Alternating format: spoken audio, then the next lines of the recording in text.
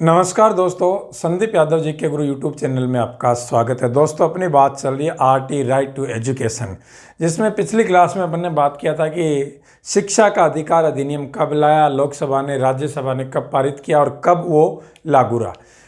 Last class में अपन ने last time पे बात की थी कि शिक्षा का अधिकार अधिनियम 2009, इसमें कुल 7 अध्याय है और 38 धाराएं हैं। क्लियर। अब हम इन 7 अध्यायों में एक एक अध्याय के बारे में अध्ययन करेंगे और 38 धाराएं, 38 धाराएं कौन कौन सी हैं और उनमें क्या क्या कहा गया है, इन सब को लेकर अपन बात करने वाले हैं, क्योंकि यहाँ से अक्सर क्वेश्चन पूछे जाते हैं। तो आप छोटी छोटी बातें हैं, समझते चलो, और बहुत गहरा कॉन्सेप्ट नहीं है। यदि इसको समझोगे तो बहुत ईजी समझ में आ जाएगी। देखो दोस्तों, हम बात करते हैं आज अध्याय 1 की। सबसे पहले आपके दिमाग में ये बात आनी चाहिए कि अध्याय 1 में 2 धाराएं हैं। कितनी धाराएं हैं? 2 धाराएं। ये सबसे छोटा अध्याय है। इसमें एक तो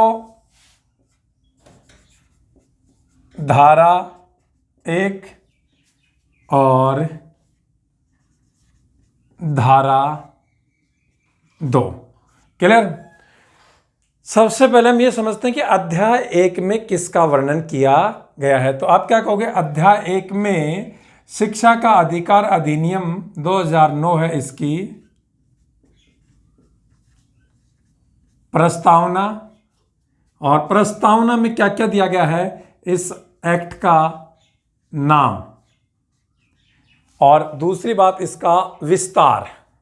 एक तो इसका नाम, दूसरा इसका विस्तार, और तीसरा इसमें कुछ शब्दावलियां हैं। उन शब्दावलियों के बारे में बात की गई है। क्लियर। अब सुनो, शिक्षा का अधिकार अधिनियम 2009 के धारा 1 में क्या कहा गया है। धारा 1 में इस एक्ट का एक तो नाम, इस एक्ट का नाम क्या है, यह बात कही गई है, और दूसरा इसका विस्तार। इन दोनों को अध्याय 1 में अध्याय 1 की धारा 1 में। तो आप जानते हैं शिक्षा का अधिकार अधिनियम 2009, इसका नाम है निःशुल्क व अनिवार्य बाल शिक्षा का अधिकार अधिनियम। तो इस एक्ट का नाम क्या है? निःशुल्क व अनिवार्य बाल शिक्षा का अधिकार अधिनियम 2009, ये इस एक्ट का नाम है। दूसरा इसका विस्तार। तो देखो, इसके विस्तार में क्या कहा गया है? इसका विस्तार संपूर्ण भारत में है, यानी कि ये पूरे भारत में लागू होगा। किसे छोड़कर? छोड़कर। तो उस समय क्या कहा गया था कि जम्मू कश्मीर व धार्मिक शिक्षण संस्थानों को छोड़कर। किसको छोड़कर? जम्मू कश्मीर। ये उस समय लागू हुआ था ना, 1 अप्रैल 2010 को। तब कहा गया था एक तो किसको छोड़कर? जम्मू कश्मीर, क्योंकि आप जानते हैं उस समय जम्मू कश्मीर को अनुच्छेद 370 के तहत एक विशेष राज्य का दर्जा दिया गया था। और इसके अलावा धार्मिक शिक्षण संस्थान जैसे मुस्लिम समुदाय में होते हैं, आपने पढ़े होंगे, इसी तरह से हिंदू समुदाय में भी बहुत सारे शिक्षण संस्थान होते हैं, जैसे गुरुकुल होते हैं। क्लियर। और मुस्लिम में मदरसे होते हैं, उनमें ये लागू नहीं होगा। लेकिन यदि इसके विस्तार की वर्तमान स्थिति देखते हैं, वर्तमान स्थिति देखते हैं, तो आपने पढ़ा होगा कि दोस्तों 5 अगस्त 2009 को राज्यसभा ने जम्मू कश्मीर राज्य पुनर्गठन अधिनियम को पारित किया था। जम्मू कश्मीर राज्य पुनर्गठन अधिनियम है, इसे राज्यसभा ने कब पारित किया था? 5 अगस्त 2019। 5 अगस्त 2019। ये 9 नहीं है, वो गलती से निकल गया था, ध्यान रखना। 5 अगस्त 2019। और इसके अगले ही दिन 6 अगस्त 2019 को इसे किसने पास किया? लोकसभा ने। किसने पास कर दिया? लोकसभा ने। इसके बाद ये तो अगस्त है, और 31 अक्टूबर 2019 को जम्मू कश्मीर का विभाजन हो गया था, 2 भागों में बांट दिया गया था, और दोनों के दोनों को केंद्र शासित प्रदेश बना दिया था, यूटी बना दिया था, यूनियन टेरिटरीज बना दिया गया था।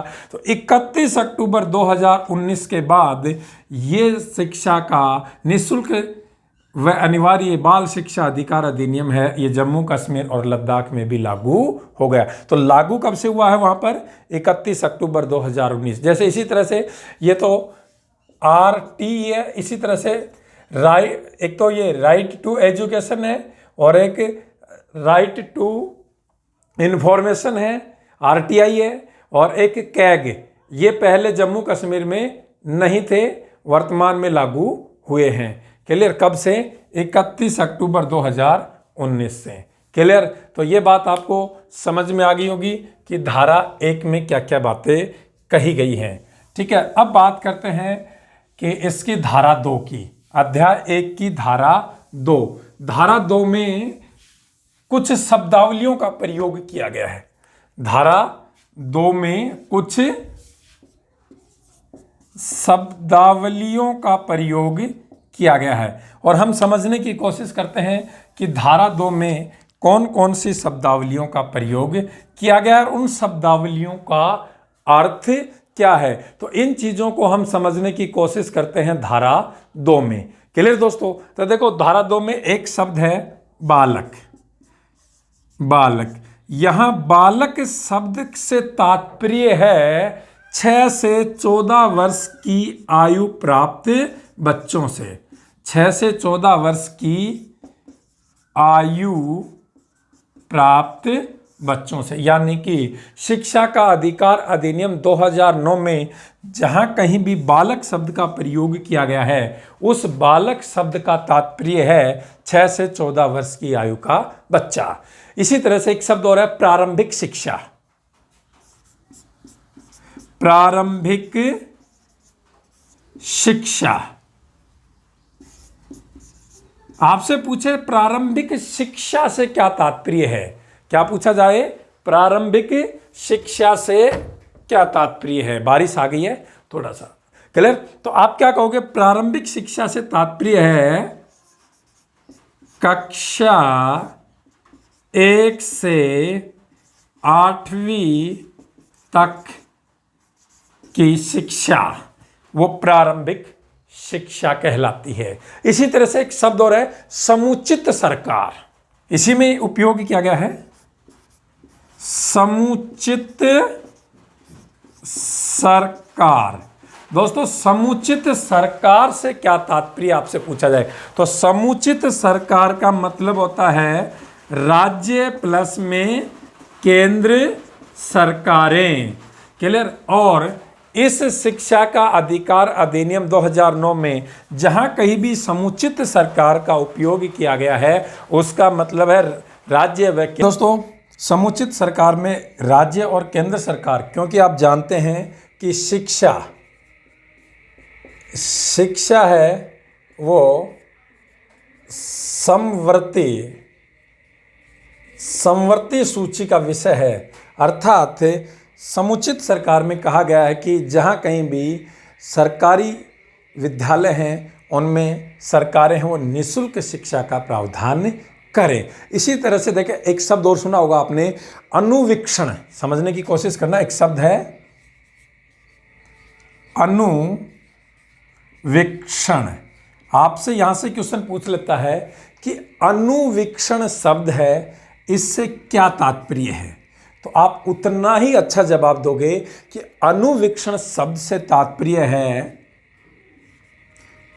प्रवेश प्रक्रिया। यानी कि इस अनुवीक्षण में जब किसी बच्चे का या किसी छात्र का या किसी बालक का जब प्रवेश लिया जाता है तो इसमें उससे कुछ इन्फॉर्मेशंस ली जाती हैं, जैसे उसका नाम, पिता का नाम, जन्म तिथि, कैटेगरीज। ये जो फॉर्मेलिटीज़ पूरी की जाती हैं, इन फॉर्मेलिटीज़ को कहते हैं अनुवीक्षण। तो आपसे क्वेश्चन कैसे पूछता है एग्जामिनर क्वेश्चन पूछता है, ये आपको पता है, धारा 2 में पढ़ रहे हैं। आपसे क्वेश्चन पूछता है कि अनुवीक्षण शब्द से क्या तात्पर्य है। तो आप क्या कहोगे? अनुवीक्षण शब्द का अर्थ है प्रवेश प्रक्रिया, यानी कि प्रवेश प्रक्रिया में जो काम है या जो चीज़ें हैं, जो पूछी जाती हैं, वो सब इसी अनुवीक्षण के अंतर्गत आती हैं। इसी तरह से स्थानीय प्राधिकारी, ध्यान से समझना, एक शब्द है स्थानीय प्राधिकारी। अब देखिए दोस्तों, शिक्षा का अधिकार अधिनियम 2009 जिसे केंद्र और राज्य सरकारों ने लागू कर दिया, लेकिन वास्तव में इसको जमीनी स्तर पर लागू करने के लिए हमें स्थानीय स्वशासन इकाइयों की आवश्यकता होती है। और स्थानीय प्राधिकार में स्थानीय स्वशासन इकाइयां आती हैं। स्थानीय स्वशासन इकाइयों में आप देखते हो नगर परिषद है, नगर निगम है, नगर पालिकाएं हैं, पंचायत समितियां हैं, जिला परिषद हैं, ग्राम पंचायतें हैं। ये सभी स्थानीय प्राधिकारी में आती हैं, अर्थात स्थानीय स्वशासन। और सरकार ने प्राथमिक शिक्षा में उसको सुदृढ़ करने के लिए, उसको मजबूत करने के लिए इन स्थानीय प्राधिकारी या स्थानीय स्वशासन इकाइयों की सहायता ली है। इनके माध्यम से इस शिक्षा के अधिकार अधिनियम 2009 को सफल बनाने का कार्य किया जा रहा है। इसी तरह से एक और शब्द सुना होगा आपने, असुविधाग्रस्त शब्द सुना होगा। ये मैं हटा देता हूँ, आपने देख लिए होंगे। आप नोटबुक में लिखते चलोगे ना कि इस शब्द का मतलब क्या है, तो ज़्यादा बेटर आपको समझ में आएगा। एक शब्द आता है असुविधाग्रस्त, क्लियर, बालक, असुविधाग्रस्त बालक। अब सुनो, इसके अंतर क्या कहा गया है? इसमें सामाजिक व शैक्षणिक दृष्टि से पिछड़े हुए बालकों को शामिल किया गया है। और इन बालकों का सर्वांगीण विकास के लिए, इनको समुचित शिक्षा दिलवाने के लिए सरकार ने इस निःशुल्क शिक्षा का प्रावधान किया गया। इसी तरह से एक शब्द दुर्बल वर्ग, ध्यान रखना, इस असुविधाग्रस्त बालकों में जो रिजर्वेशन कोटे के अंतर्गत आते हैं उनको शामिल किया गया, जैसे एससी है, एसटी है, ओबीसी है, और आजकल तो जर्नल में भी कुछ वर्ग विशेष को आरक्षण दिया जा रहा है। इसी तरह से देखो दुर्बल वर्ग में बीपीएल, बिलो पुअर्टी लाइन से नीचे के लोग हैं, उनको शामिल किया गया है। यानी कि जिस बालक के माता पिता की आय है वो एक निश्चित इकाई से कम है, तो उनको किस में शामिल किया गया है? दुर्बल वर्ग में। तो ये कुछ शब्द विशेष थे जिनको लेकर हमने बात की है अध्याय 1 में। इसी तरह से आपसे बात करें शिक्षा का अधिकार अधिनियम 2009 का अध्याय 2, ध्यान से सुनना। अभी अपन बात करेंगे अध्याय 2। ध्यान रखना, अध्याय 2 में 3 धाराएं हैं, 3 धाराएं हैं, क्लियर। धारा 3, धारा 4 और धारा 5। एक एक शब्द में समझने की कोशिश करना। देखो धारा 3 में क्या कहा गया है, धारा 3 में कहा गया निःशुल्क व प्रारंभिक शिक्षा प्राप्त करने का अधिकार है। निःशुल्क व प्रारंभिक शिक्षा प्राप्त करने का अधिकार है। अब ये अधिकार किसे है? तो आप क्या कहोगे, 6 से 14 वर्ष की आयु वर्ग के बच्चों को। और प्रारंभिक शिक्षा से क्या तात्पर्य, ये मैं बता चुका हूं शब्दावली में कि 1 से 8वीं तक की शिक्षा प्राप्त करने का उन्हें अधिकार है। इसमें कहा गया है कि यदि इस अधिकार से उन्हें कोई वंचित करता है, पहली चीज यदि आय से वंचित होते हैं, जैसे उनसे कोई फीस वगैरह या कोई व्यय करवाया जाता है, तो वो नहीं करवाया जाएगा सरकारी स्कूलों में। इसके अलावा माता पिता सगे संबंधी यदि कोई इस निःशुल्क प्रारंभिक अनिवार्य शिक्षा को प्राप्त करने में उस बच्चे के रास्ते में यदि कोई आता है, तो उसके विरुद्ध अंतः अनुशासनात्मक कार्यवाही की जाएगी। तो क्वेश्चन पूछ लिया जाए कि शिक्षा के अधिकार अधिनियम की कौन सी धारा में 6 से 14 वर्ष की आयु के बच्चों को निःशुल्क प्रारंभिक शिक्षा प्राप्त करने का अधिकार है? आप क्या कहोगे, धारा 3 में। इसी तरह से धारा 4, ध्यान से सुनना, धारा 4 का संबंध है, समझने की कोशिश करना, ड्रॉप आउट, ड्रॉप आउट से है, ठीक है। और इसमें क्या कहा गया है, आयु के आधार पर, समझना फिर मैं बताऊंगा, आयु के आधार पर कक्षा में प्रवेश। देखो क्या कहा गया है, सुनना। इसमें कहा गया है कि मान लो कोई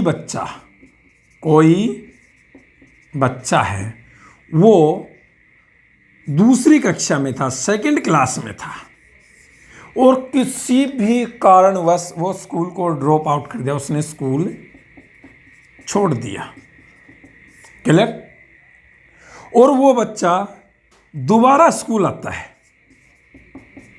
और दोबारा स्कूल आता है, उस समय उसकी आयु मान लो 10 वर्ष हो गई, तो उस बच्चे को कौन सी कक्षा में एडमिशन दिया जाएगा? ठीक है, ऐसा नहीं कि वो 10 साल का हुआ फिर आया तो उसको 2nd क्लास या 3rd क्लास में बिठाया, ऐसा नहीं किया जाएगा। फिर देखो यहां पे क्या है, 6 वर्ष के आयु के बच्चे को 1st क्लास में, 7 वर्ष की आयु के बच्चे को 2nd जो पूरी कर चुका हो, 8 वर्ष की आयु पूरी कर चुका हो 3rd क्लास में बिठाया जाएगा। यदि वो 9 वर्ष की आयु पूरी करने के बाद आता है तो उसे 4th क्लास में एडमिशन दिया जाएगा। और यदि वो 10 वर्ष की आयु पूरी करके आता है तो उसे 5th क्लास में, यदि वो 11 वर्ष की आयु पूरी करके आता है तो उसे 6th क्लास में, इसी तरह से 12 वर्ष की आयु पूरी करके आता है तो इस आधार पर ये काउंटिंग किया जाता है कि वो कितने वर्ष की आयु में आ रहा है। यदि 10 वर्ष की आयु पूरी करने के बाद आ रहा है तो उसे कक्षा 5 में एडमिशन दिया जाएगा। इस तरह के ड्रॉप आउट विद्यार्थी को, हाँ, उनके लिए राज्य सरकार 3-3 माह के स्पेशल कोर्स चलाती है, जिन्हें ब्रिज कोर्सेज भी कहते हैं। उनको स्पेशल ट्रेनिंग देती है, पीछे वाली क्लासों से संबंधित भी उनको एक्स्ट्रा चीज़ें पढ़ाई जाती हैं, ब्रिज कोर्स उनको करवाए जाते हैं ताकि उनके बीच में एक सेतु बन जाए। लेकिन ध्यान रखना, ड्रॉप आउट या आयु के आधार पर कक्षा में प्रवेश का संबंध कौन सी धारा से है? धारा 4 से। कभी कभी क्वेश्चन भी ऐसे बना देता है, एक 11 या 12 वर्ष की आयु का बच्चा यदि पुनः स्कूल आता है तो उसे कौन सी कक्षा में प्रवेश दिया जाएगा? तो आप काउंटिंग फिगर यहाँ पे रख के देख सकते हैं कि उस बच्चे को कौन सी कक्षा में प्रवेश दिया जाएगा। ठीक है, इसी तरह से धारा 5, आपने धारा 3 देखा, धारा 4 देखा, धारा 5 का संबंध टीसी से है, ट्रांसफर सर्टिफिकेट, जिसे हम बोलते हैं स्थानांतरण प्रमाण पत्र। क्या बोलते हैं? स्थानांतरण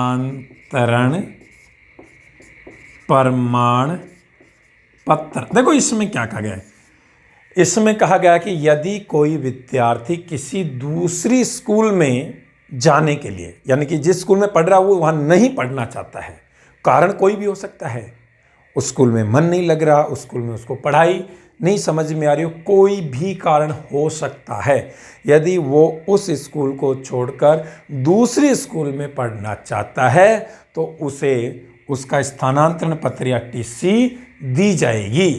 क्लियर? उसके लिए मना नहीं कर सकते। यदि कोई इसे मना करता है तो उसके विरुद्ध भी अंतः अनुशासनात्मक कार्रवाई की जाएगी। तो दोस्तों आज की क्लास में हमने 2 अध्याय और 5 धाराएं देखी हैं। अध्याय 1 में 2 धाराएं, अध्याय 2 में 3 धाराएं और उनसे संबंधित क्या क्या बातें हैं। इस तरह से छोटे छोटे टुकड़ों में बांटकर हम राइट टू एजुकेशन को पढ़ेंगे और यहाँ से आने वाले 2 क्वेश्चन हम गलत नहीं करेंगे। धन्यवाद दोस्तों।